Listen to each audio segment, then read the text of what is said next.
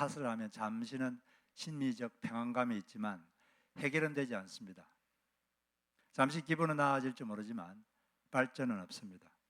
어떤 문제가 생겼을 때 자신의 잘못이 무엇인지 예리하게 그걸 간파한 다음 인정하고 고치는 것이 사는 길이죠. 그게 발전의 길이고 그게 행복의 길입니다.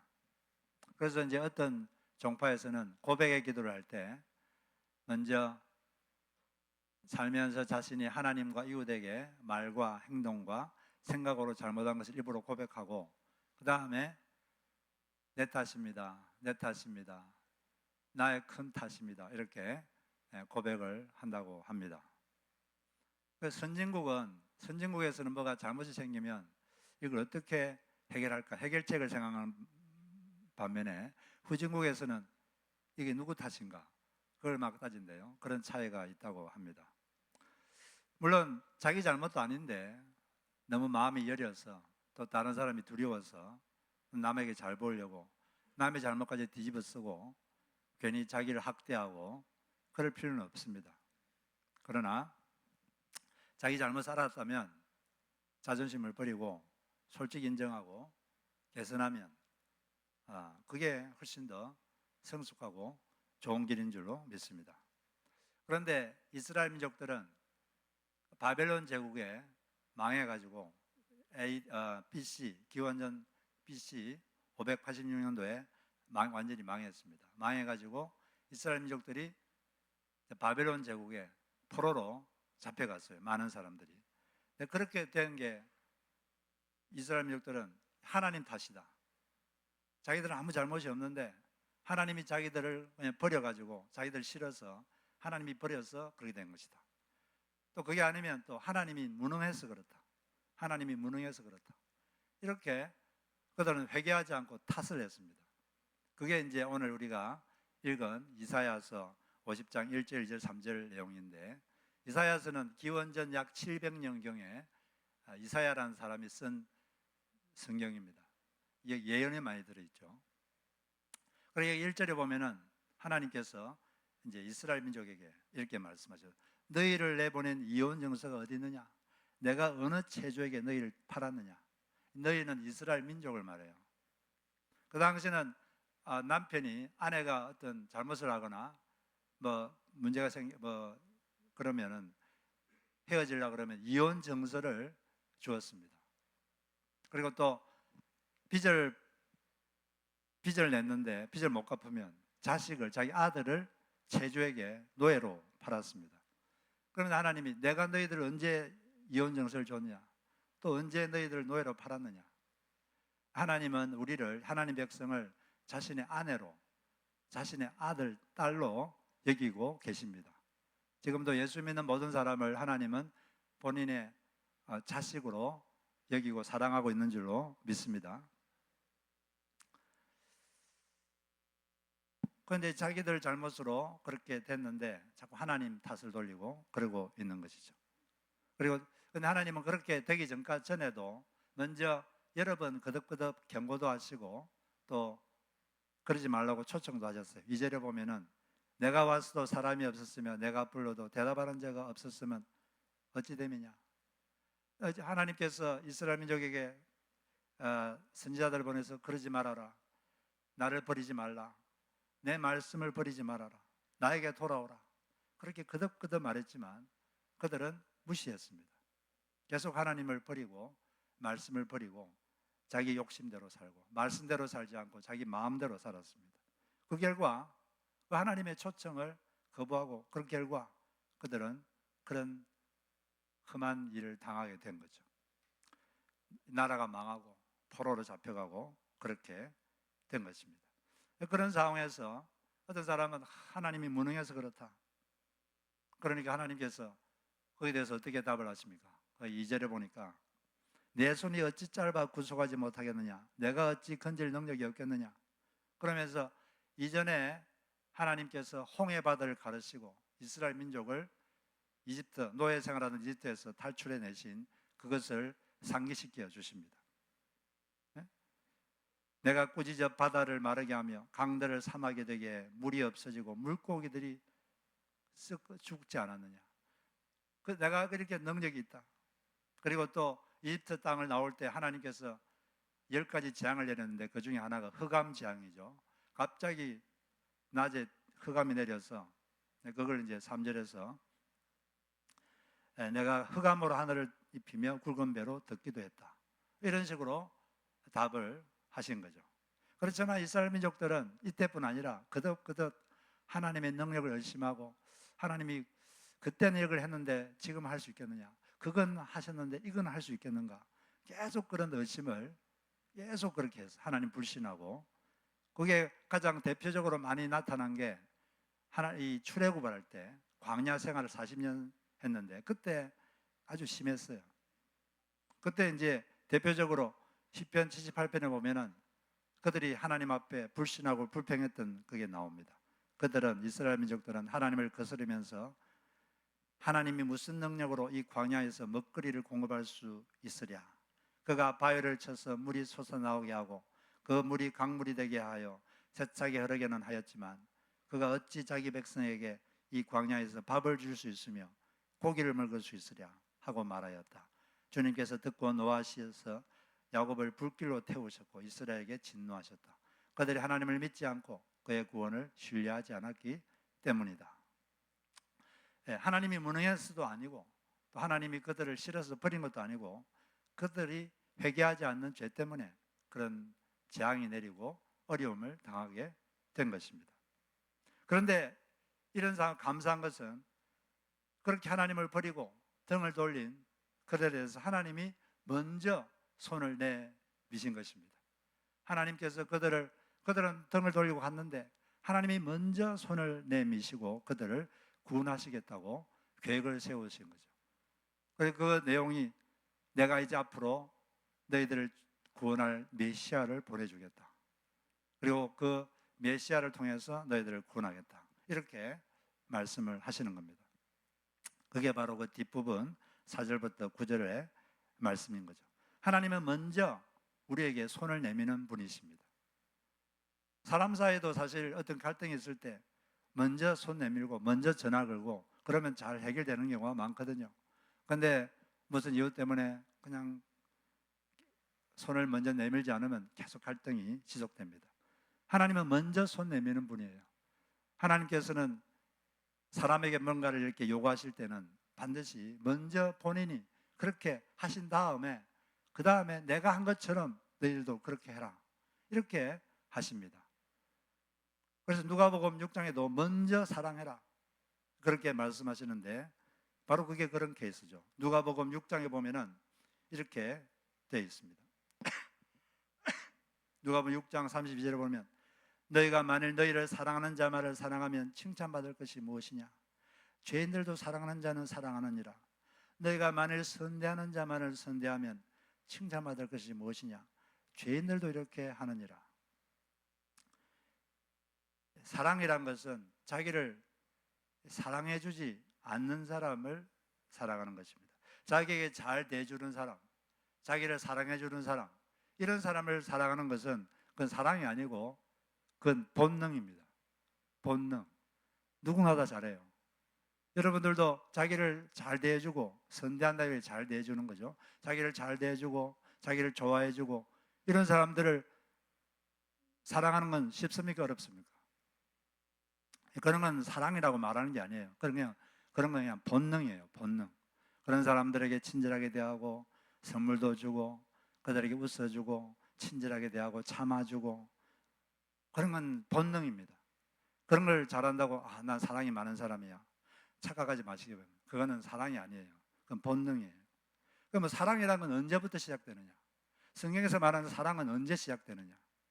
바로 사랑하기 힘든 사람, 자기에게 잘 대해주지 않고 또 자기를 좋아하지도 않고 그런 사람 한마디로 말하면 사랑하기 힘든 사람, 사랑스럽지 않는 사람, 그런 사람을 사랑하는 것, 그게 사랑입니다.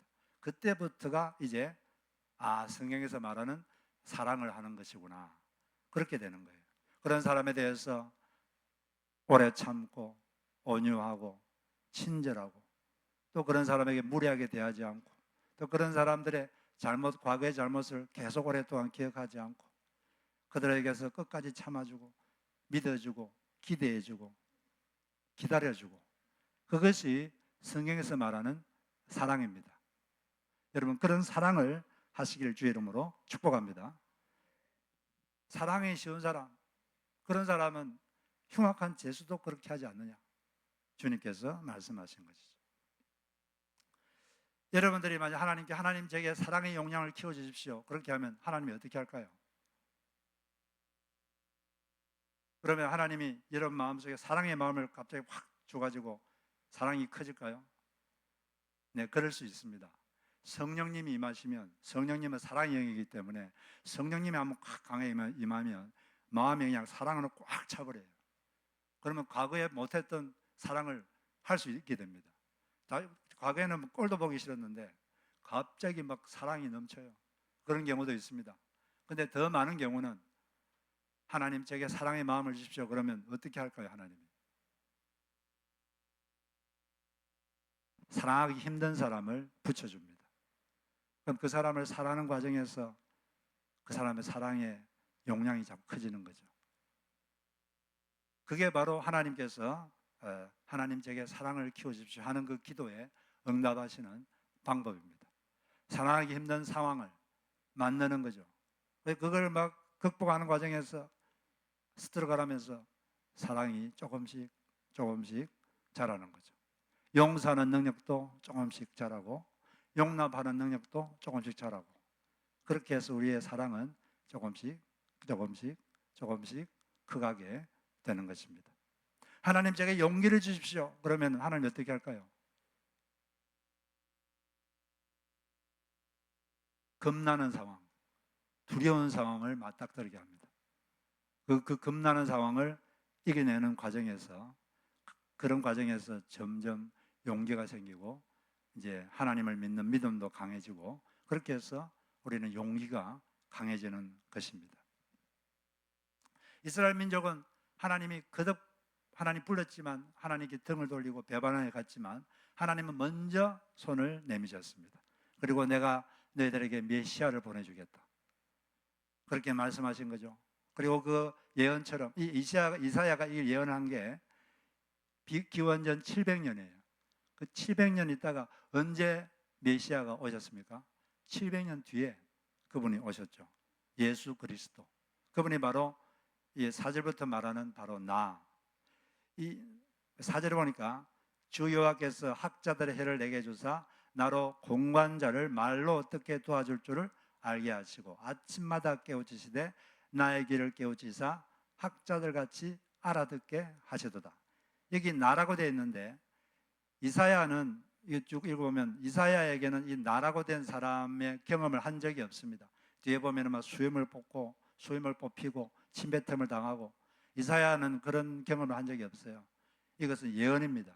앞으로 이런 사람이, 이런 존재가 앞으로 올 것이다. 이분이 바로 예수님이에요. 예수님은 어떤 분이냐? 공관자를 말로 도와주는 분이셨습니다. 예수님은 말씀을 많이 하셨는데 설교도 많이 하시고, 그 예수님을 만나서 대화를 몇 마디 하면 그 사람이 살아났어요. 아주 공고한 자가 살아났습니다. 그 대표적인 경우가 어떤 경우입니까? 사마리아 여인이 있죠. 사마리아 여인이, 이 여인은 세상적인 방법으로 행복을 찾아보려고 애를 썼던 사람입니다. 그런데 그 결과가 어떻게 됐습니까? 그 결과 결국 5명의 남자와 살았지만 헤어졌고, 지금 사는 남자도 자기 남편이 아닙니다. 그리고 동네 사람들이 부끄러워서 아무도 물길로 오지 않는 뜨거운 정오 때 혼자서 우물에 물을 길러 왔어요. 바로 그때 예수님을 만나서 예수님과 몇 마디 대화를 했는데 그 대화를 통해서 그 여인은 살아났습니다. 그 공고한 여인이 새롭게 되고 영혼이 새로워지고 살아나게 된 거예요. 바로 예수님은 공고한 자를 혀로, 말로 도와주는 그런 분이었습니다. 지금도 예수님은 그 일을 하고 계십니다. 여러분들이 공고한 마음을 가지고 예수 그리스도께 나오면 그분이 여러분의 마음을 만져주시고 새롭게 할 줄로 믿습니다. 근데 이분이 그렇게 하기 전에 먼저 어떻게 하셨느냐? 학자들이 해를 주사 아침마다 깨우치시되 나의 귀를 깨우치었기 때문에, 그래서 알아들어서 그렇게 되었다. 예수께서는 이 땅에 사실 때 하나님 아버지와 아침마다 교제를 했습니다. 영적 교류를 한 거죠. 마가복음 1장 35절 보니까 아직도 밝기 전에 예수께서 일어나 나가 한적한 곳으로 가서 거기서 기도하시더라. 새벽이 밝기 전에 어디 가가 조용한 데 가가지고 하나님하고 기도했어요. 기도만 한 게 아니겠죠. 거기 말씀도 묵상하고 주님 하나님과 영적 교류를 했습니다.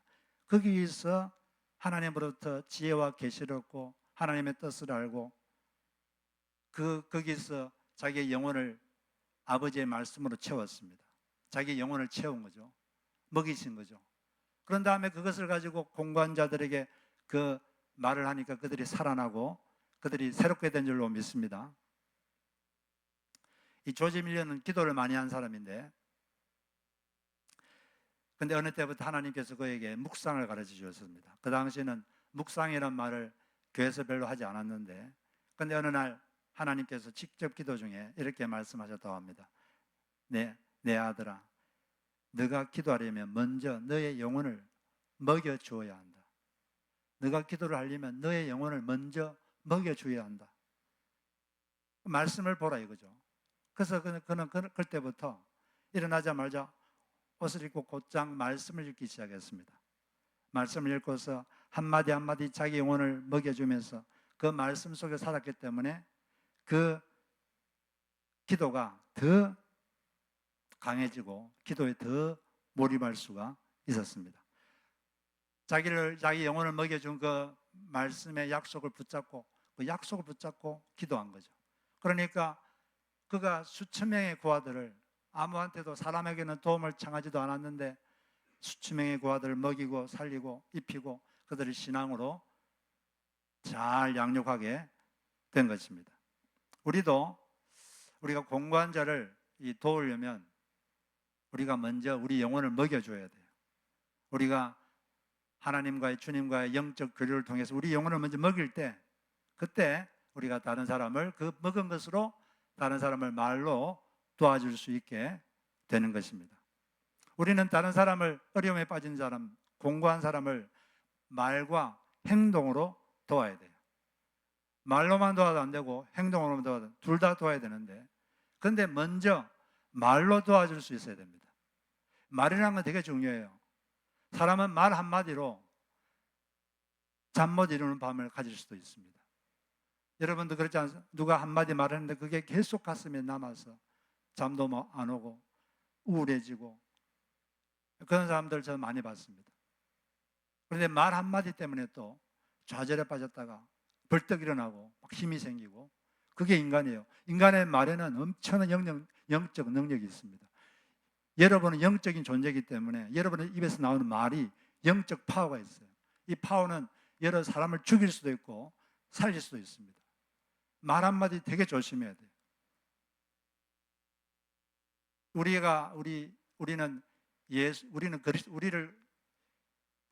예수 믿는 사람을 다섯 자로 뭐라 그러죠? 그리스도인 그러죠. 그리스도인. 이 그리스도인이라는 게 뭐냐? 이게 이제 사도행전 11장에서 처음으로 사용된 단어인데, 그리스도인이 말하면 follow of Christ, 그리스도를 따르는 자, 그리스도를 따르는 자, 그런 뜻이에요. 그리스도를 믿고 쫓고 따르는 자. 옛날 말로 하면 그리스도 문화생, 요즘 말로 문화생, 그리스도의 가르침과 그리스도의 생활 방식을 따라하는 자, 이걸 그리스도인 그랬어요. 누가 당신 그리스도인입니까? 그러면 예. 그 말은 뭐냐면 저는 그리스도의 가르침과 생활 방식을 따라 사는 자입니다. 이렇게 말을 하는 거예요. 한국의 그 신실한 그리스도인인 차인표 씨는 그리스도인의 삶이란 무엇인가 나름대로 이렇게 그가 말을 하는 걸 제가 들어봤습니다. 그리스도가 살았던 방식, 악에는 선으로 맞서고 교만에는 겸손으로, 가난과 폭력 앞에서는 긍휼과 애통하는 마음으로 그렇게 사랑을 전하고 나누는 삶을 사는 것, 그것이 그리스도의 삶이었고 그리스도인의 삶이라고 생각합니다. 그렇게 말한 거 들었는데 맞는 말이라고 생각합니다. 어쨌든 우리 그리스도인은 그리스도를 따르는 자예요. 그리스도를 믿고 쫓고 따르는 자. 그렇기 때문에 예수 그리스도께서 공고한 자를 말로 살려주는 자이기 때문에 우리도 바로 그런 일을 해야 될 줄로 믿습니다. 여러분, 말로 다른 사람을 살리는 그런 사람들이 다 되시기를 바랍니다. 5절에 보니까 주 여호와께서 나의 귀를 여셨으므로 내가 거역하지도 아니하며 뒤로 물러서지도 아니하였다. 예수님께서는 이 땅에 있을 때 아버지 하나님과 영적 교류를 통해서 아버지의 뜻이 무엇인지 그걸 들었습니다. 그렇기 때문에 그 뜻을 이행하는 과정에서 어려움이 있어도 뒤로 물러서지 않았어요. 그리고 거역하지도 않았습니다. 특별히 그분이 많은 어려움을 겪었지만 그 중에 겪었던 어려움 중이 뭐냐면 그 중에 겪었던 큰 어려움이 모욕당하는 것이었어요. 이 이사야 50장에는 그리스도가 받은 모욕을 강조하고 있습니다. 6절에 보니까 자기를 때리는 자에게 등을 맡기고 수염을 뽑는 자에게 뺨을 맡기고 모욕과 침뱉음을 당하여도 얼굴을 가리지 않았다. 뺨을 때린다, 수염을 뽑는다, 또 침을 뱉는다. 이게 이제 뭘 뜻하는 겁니까? 모욕하는 거예요. 몽둥이로 두드리 패면 훨씬 더 아프죠, 그죠? 몽둥이로 막 두드리 패면 훨씬 아픕니다. 그리고 막 전기 고문하고 이러면 훨씬 아프죠. 근데 뺨 때리면 그렇게 아프진 않아요. 침 뱉는다고 뭐 좀 아파요? 하나도 안 아파요. 근데 뭐가 아프죠? 마음이 아파요. 네, 마음이 아프면 이 몸이 아픈 것보다 더 아픕니다. 인간은 인격적이기 때문에 이 모욕당하면 사람은 참기가 참 힘듭니다. 그런데 예수님은 이 일을 다 겪으셨어요. 예수님은 보통 사람이 아니거든요. 이분은 하나님입니다. 하나님인데 인간이 하나님 얼굴에 뺨을 때리고 막 침을 뱉고 수염을 막 뽑고 그랬어요. 근데 그는 다 견뎌냈습니다. 왜 그랬느냐? 그 의미를 아니까. 모든 고난에는 의미가 있습니다. 의미만 알면 사람은 다 고난을 이겨낼 수 있어요. 의미를 모르면 이기기가 힘듭니다. 살아가는 의미만 알면 이 삶에서 어떤 환경이 닥쳐와도 다 이겨낼 수 있어요. 근데 의미를 모르면 힘듭니다. 그 작은 거라도 힘들어요. 근데 예수님은 주님과의 그 교제를 통해서 아버지의 교제를 통해서 귀가 열렸기 때문에 그 의미를 알았거든요. 그 뜻을 알았습니다. 더 큰 가치를 알게 된 거죠. 인간 구원을 위해서는 내가 이걸 당해야 된다. 그걸 알았기 때문에 그 의미를 알았기 때문에 그 모욕을 다 견뎌낼 수가 있었던 것입니다. 우리도 살다 보면 고난을 많이 겪어요. 힘든 일도 많이 겪고 만약 그 의미를 안다면 우리도 그걸 잘 이겨낼 수가 있습니다. 일반적으로 이 고난에는 어떤 의미가 있을까요? 우리 한 3가지로 성경에서 정리해 볼 수 있는데 먼저 첫째는 왜 우리에게 자꾸 고난이 오느냐, 어려움이 오느냐. 첫째, 겸손해져서 순종하는 사람이 되게 하시려고. 그게 첫 번째 의미입니다. 신명기 8장 2절에 보면 내 하나님 여호와께서 이 40년 동안에 너에게 광야 길을 걷게 하신 것을 기억하라. 그 이유는 첫째, 너를 낮추시고 너를 시험하사 내 마음이 어떠한지 그 명령을 지키는지 안 지키는지 알게 하심이라. 뭐라고 되어 있죠? 이게 왜 그 광야 같은 어려움을 겪게 하셨느냐? 이유가 뭐라고 되어 있어요? 겸손하게 하기 위해서다. 겸손하게 하기 위해서다. 이게 첫 번째예요. 겸손하게 하기 위해서 겸손해져서 그 결과 순종하는 사람이 되게 하려고. 사람은 겸손하지 않으면 절대 순종하지 않습니다. 하나님께 순종 못해요. 특별히 또 사람에게도 순종 못합니다. 자기 고집대로 사는 거죠. 그런데 우리에게 구원을 주는 것은 겸손해서 순종하는 사람이 되게 하시려고 그러는 것이다. 두 번째는 성숙한 사람이 되게 하시려고 그러는 것이다. 야고보서 1장에 보면은 너희가 여러 가지 시련을 만나거든 온전히 기쁘게 여기라. 그 이유는 너희로 온전하고 구비하여 조금도 부족함이 없게 하려 함이라. 성숙한 사람, 부족함이 없는 사람이 되도록 하기 위해서다. 이렇게 그 의미를 밝히고 있습니다. 그 세 번째는 뭐냐? 고난은 성취의 과정입니다. 뭔가를 성취하려면 반드시 이 고난, 힘듦, 고통의 과정을 거쳐야 돼요. 시편 126편 5절에 보면 눈물 흘리며 씨를 뿌리는 자는 기쁨으로 거두리로다. 뭔가 씨앗을 추수를 하려면 눈물을 흘려야 돼요. 그 과정이 있어야 됩니다. 눈물이 뭡니까? 고통, 힘듦, 고난, 일상적인 일, 세상적인 일, 직장의 일이나 또 영적인 일이나 마찬가지입니다. 뭐든지 성취하려면 그 어려움을, 그 고통을 성실하게, 꾸준히 그걸 다 겪어내야 돼요. 그걸 안 겪으면 절대로 성취할 수가 없습니다. 영적인 일도 그렇고 세상적인 일도 그렇고 그 과정을 다 겪어내야 돼요. 그래서 이 고난이라는 것은 이 성취에 반드시 일어나는 과정입니다. 힘든 싸움의 시간, 노력의 시간을 거치면 생명이 탄생하고 새로운 일이 생기고 역사가 진행되고 그런 거죠. 고난 자체에 성취의 씨앗이 있고 열매의 씨앗이 그 속에 들어있는 것입니다. 그래서 우리는 의미를 알면 다 이겨낼 수가 있어요. 주님은 본인이 당하는 고난, 이 모욕, 이것이 인간 구원 성취에 꼭 필요한 것이다. 이걸 아셨기 때문에 모욕을 다 당했습니다. 그래서 이 말씀을 예수님이 직접 인용하셨어요. 누가복음 18장 32절을 보면 인자가 이방인들에게 넘기자 희롱을 당하고 능욕당하고 침뱉음을 당하겠으며 그들은 채찍질하고 그를 죽일 것이나 그는 3일 만에 다시 살아나리라. 예수님이 살아 계실 때 죽기 전에 이렇게 예언하셨는데 그대로 된 거예요. 이게 바로 이 이사야 50장 말씀을 인용한 말씀이에요. 그리고 이렇게 예언했는데 실제로 그렇게 되셨죠. 주님께서 십자가에 못 박히고 돌아가실 때 그때 사람들이 예수님을 체포해가지고 수사할 때 신문할 때 그때 이렇게 돼. 이에 예수의 얼굴에 침뱉으며 주먹으로 때리고 어떤 사람은 손바닥으로 때리며 이르되 그리스도야 우리에게 선지자 노릇을 하라. 너를 친 자가 누구냐 하더라.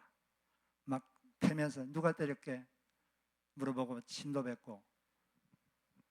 여러분들이 다른 사람 여러분 얼굴 침 뱉은 적이 없으면 예수님 생각하고 잘 견디시기 바랍니다. 우리는 남에게 모욕 당할 필요는 없어요. 남이 자기를 모욕하면 다시는 그러지 못하도록 지혜롭게 행동하고 처신할 필요가 있습니다. 그러나 어떤 경우는 그냥 모욕하면 일단 그 모욕을 받아주는 것이 가장 좋을 때가 있습니다. 그것이 화목하게 하고 주님을 뜻을 성취하는데 가장 좋은 길일 수가 있어요. 모욕하면 일단 받으세요. 그 다음에 어떻게 할지 기도하면서 생각하십시오. 그러면 주님 인도해 주십니다. 어떤 성도는 본인이 누굴 전도를 했는데 예수 안 믿는 사람 전도했는데 이 사람이 어느 날 자기 집에 오래요. 그래서 갔는데 가니까 갑자기 자기가 하지도 않은 일을 했다 그러고 그리고 당신이 그렇게 막 전도하고 이렇게 열심히 교회에서 봉사하는 것은 이 교회에서 당신 세력을 키우려고 그러는 것이다. 그러면서 막 욕을 하고 아주 모욕을 하는 거예요. 얼마나 화가 나는지 속에서. 그런데 그때 갑자기 성경 말씀이 갑자기 확 떠올랐습니다. 어떤 말씀이 떠올랐느냐. 그는 죄를 범하지 아니하시고 그 입에 거짓도 없으시며 욕을 당하시되 맞대어 욕하지 아니하시고 고난을 당하시되 위협하지 아니하시고 오직 공의로 심판하시는 자에게 부탁하시며 친히 나무에 달려 그 몸으로 우리를 죄를 담당하셨으니 이는 우리를 죄에 대하여 죽고 의에 대하여 살게 하려 하심이라. 이 말씀이 떠올랐어요. 그래서 이 말씀을 계속 속으로 암송했습니다. 계속 암송을 하니까 그 사람이 막 모욕적인 말을 해도 그 말이 마음에 와닿지가 않고 그냥 속으로 계속 말씀을 암송하니까 마음의 상처가 안 되고 그 잘 넘어갔습니다. 그래서 한 말을 이제 끝내길래 말씀 다 하셨습니까? 다 했다 그래서 그러면 돌아가겠습니다 하고 집에 돌아갔어요. 집에 왔는데 조금 있으니까 좀 몇 시간 있으니까 그분이 전화가 왔어요. 정말 죄송합니다. 제가 뭘 잘 모르고 정말 해서는 안 되는 말을 했습니다. 정말 죄송합니다. 그렇게 사과를 해서 잘 넘어갔어요. 이 사람이 계속 신앙생활을 거기에서 잘하고. 근데 만약 이때 이 사람이 화가 나가지고 같이 막 모욕하고 욕하고 그렇게 쓰면 어떻게 됐을까요?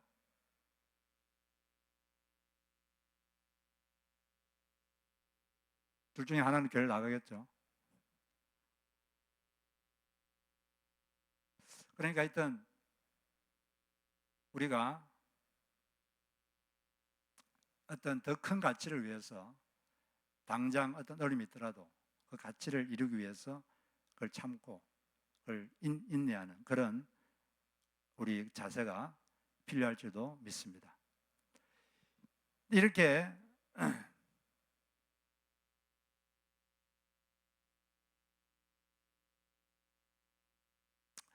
이제 주님께서 이렇게 하니까 아,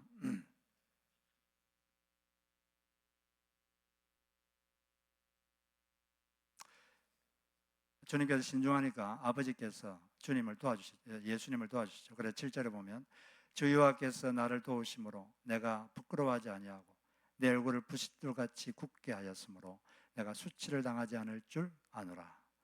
주님 하나님께서 아버지께 도와주셨기 때문에 내가 부끄러워하지 아니하고, 이 말은 모욕을 당해도 마음이 상하지 않았다. 하나님이 도와주시면 모욕을 당해도 마음이 상하지 않습니다. 우리가 하나님의 소리를 듣고 이렇게 나가면 모욕을 당해도 마음이 상하지가 않고 그냥 흘러 지나가게 되는 거예요. 그런 역사가 여러분 속에 있기를 바랍니다. 살다 보면 마음 상할 때가 많은데 우리가 주님의 도움을 받고 주의 음성을 듣고 그렇게 하면 마음 상해야 되는데 상하지가 않고 그냥 지나가는 그런 놀라운 기적이 우리에게 일어나게 되는 겁니다. 요즘 현대인들은 몸도 문제지만 마음이 더 문제예요. 많은 사람들이 마음이 병들어 있습니다. 마음이 병들어 있고, 그런데 우리가 우리 귀를 열고 주님의 음성을 듣는다면 그런 마음의 병들이 많이 사라질 줄로 믿습니다. 이렇게 주님께서 이렇게 할 수 있었던 것은 주님의 귀가 열려 있었기 때문입니다. 귀가 열려 있었기 때문에 그런 거죠. 여호와께서 나의 귀를 여셨으므로 5절에 보니까 내 귀를 열었다. 우리가 귀가 열려야 되는데, 근데 말세가 되면 귀가 닫힐 것이라고 그때 바울이 말을 했어요. 디모데후서 4장 3절에 보니까 때가 이르리니 사람이 바른 교훈을 받지 아니하며 귀가 가려워서 자기의 욕심을 따를 스승을 많이 두고 또 귀를 진리에서 돌이켜 허탄한 이야기를 따르리라. 우리 귀가 하나님께 열리려면 좀 귀를 조심해야 돼요. 자기 욕심을 따르는 그 소리만 좋아하지 말고 진리의 귀를 기울여야 됩니다. 주님의 음성을 들으려면 우리 마음을 고요하게 해야 되는데 주님에 대한 갈망을 가져야 돼요. 목마른 사슴이 시냇물을 찾듯이 주님을 갈망해야 됩니다. 어려울 때만 예수님을 찾는 사람은 그 영적 목마름이 뭔지 감이 잡히지 않습니다. 아이스크림, 초콜릿 이런 걸 배부르게 먹은 아이는 밥을 먹을까요? 안 먹을까요? 밥을 먹지 않습니다. 그것처럼 세상으로 먼저 배부른 사람들은 하나님을 찾지 않습니다. 어떻게 하면 그러면 하나님께 대한 목마름, 하나님께 대한 배고픔을 유지할 수 있을까요? 세상의 정크푸드를 거부하면 돼요. 즐겁게 먹고 마셨던 세상의 오락과 재미를 잠시 끊으면 처음엔 자꾸 생각이 날지 모르지만 그때서야 비로소 성경책에 손이 가고 근심과 걱정으로 가득했던 생각들이 기도로 바뀝니다. 그냥 세상의 음식, 스마트폰, TV, 인터넷 게임, 세상 근심 걱정 이런 걸 절제했을 뿐인데 하나님이 고파지는 거죠. 하나님이 그리워지고 하나님의 맛이 느껴집니다. 말씀이 달아지고 기도는 한여름 냉수처럼 시원해집니다. 세상의 소음이 이렇게 사라지고 세미한 하나님의 음성이 감지되는 거죠. 근데 세상으로 배불러 있으면 하나님이 고프지가 않아요. 하나님이 찾아지지가 않고 하나님께 와도 하나님 것이 별로 맛이 없습니다. 우리는 세상의 소음을 좀 끊어야 돼요. 좀 끊어야 돼요. 안 끊으면 하나님이 맛이 없어요. 하나님이 맛이 없습니다. 성경도 맛이 없고 기도도 아무 맛이 없고 찬양 부르도 아무런 맛이 없고 예배 드려도 아무 맛이 없고 왜 그럴까요? 이 세상이 너무 달아서 그래요. 세상에서 아이스크림, 초콜릿을 너무 많이 먹어가지고 이 밥이 먹기가 싫은 거죠. 저는 우리가 토요일 큐티 모임을 하는데 많이 오진 않지만 한 30분 정도 조용하게 그냥 말씀을 묵상하는데 저는 그때 하나님 음성이 잘 들려요. 조용하게 그냥 말씀만 보는데 근데 그렇게 집중해가지고 말씀 보기가 쉽지가 않거든요. 여러분들도 조용하게 아무 생각하지 않고 집중적으로 한번 성경을 묵상해 보세요. 그럼 하나님의 소리가 들립니다. 그때부터. 그리고 내가 어떻게 살아야 될지, 뭘 해야 될지 그때부터 보여요. 여러분 그렇게 살면 아주 그게 가장 성공적인 그리스도인의 삶이 되는 것입니다. 세상의 맛을 좀 끊고 하나님 맛을 더 잘 느껴보시기를 바랍니다. 이처럼 길을 열어서 아버지의 말씀을 들으니까 아버지께서 예수 그리스도를 옳다고 다 인정해 주셨어요. 그리고 7절 8절 보니까 여호와께서 나를 하나님께서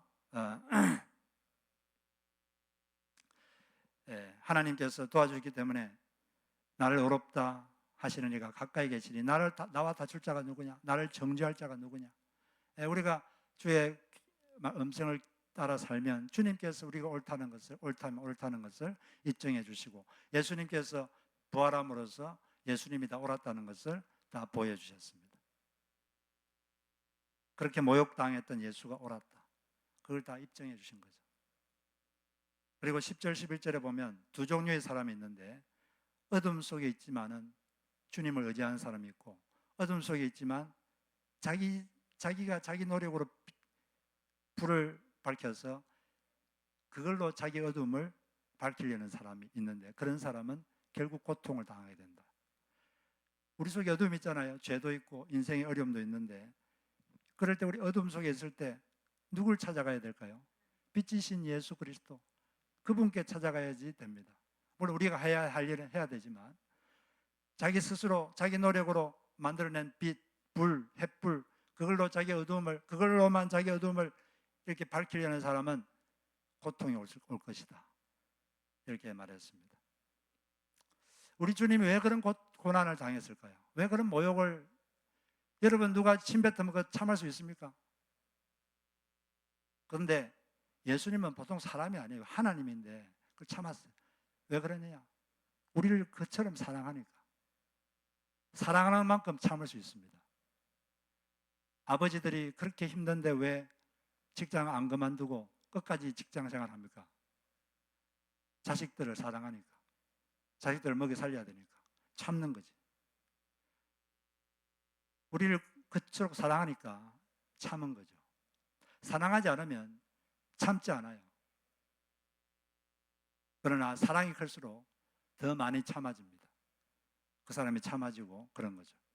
우리도 우리를 너무 이렇게 사랑하시기 때문에 그렇게 큰 모욕도 참으시고 그 큰 어려움을 참으시고 우리를 사랑하신 그분을 믿고 잘 사시기를 바랍니다. 그리고 우리도 그분을 본받아서 주님과의 교통을 통해서 하나님의 음성을 들으시고 그 힘으로 공고한 사람을 말로 도와주시고 또 행동으로 도와주시고 그래서 남을 살려내는 그런 그리스도를 따르는 그리스도인, 그런 그리스도인들이 다 되시기를 주의 이름으로 축복합니다.